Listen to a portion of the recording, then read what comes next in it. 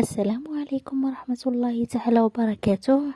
مرحبا بكم أعزائي الكرام في صفحتي. ادعمونا بلايك لنستمر بالمزيد ولتعم الفائدة للجميع.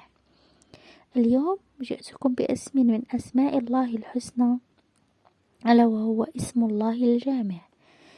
ردد اسم الله الجامع 7 مرات بياء النداء: يا جامع يا جامع يا جامع 7 مرات، وتقول: اللهم يا جامع الناس اليوم لا ريب فيه اجمع بيني وبين كذا وكذا، وسم حاجتك.